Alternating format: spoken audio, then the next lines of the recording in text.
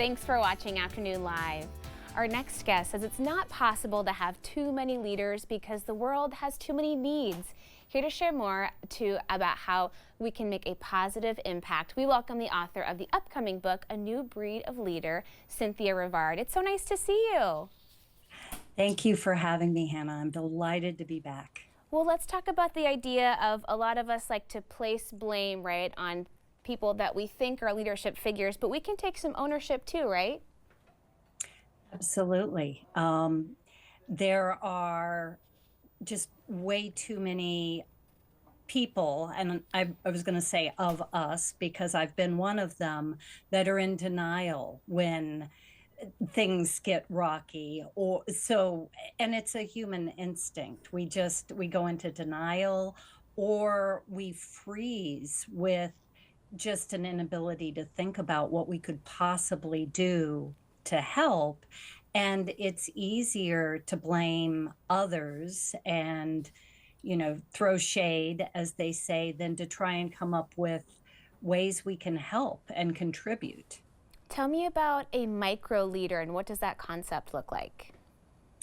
Well, it starts with each and every one of us recognizing that we are leaders at some point in our lives, different places. We show up differently, but leadership is just our ability to positively influence other people. So we all have that in us, in our family interactions, our coworkers. It doesn't require a title.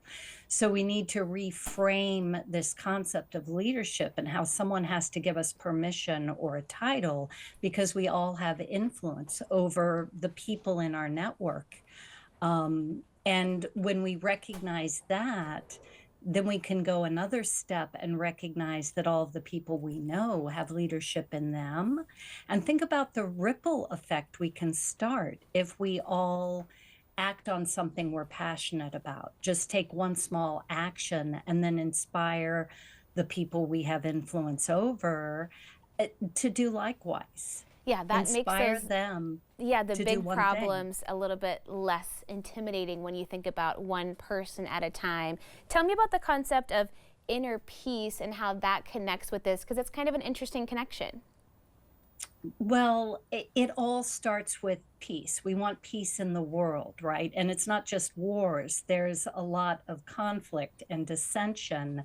And when we can't communicate effectively, nothing gets done. We have to breed better communication.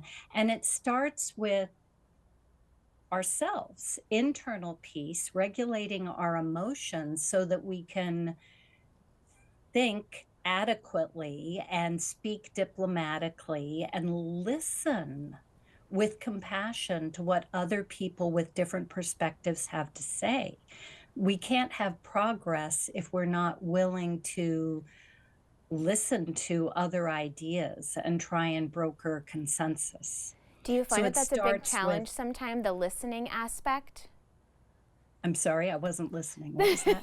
The listening aspect, that can be a really tough thing for people to overcome.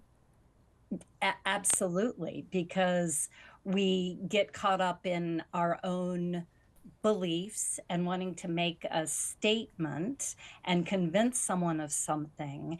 And I like to coach people on starting just by trying to understand the other person, not by making your point, but to understand them and have compassion for them and their ideas and where those might be coming from. And is there a nugget in there that you can agree on? Yeah, sometimes we forget that if you have a disagreement with somebody, you have to consider they're a whole person with a whole other life experience, and there's a reason they got to this place, and understanding that, that's the way you really make that connection. Absolutely. And if you're not connecting, you're not going to be able to reach agreements.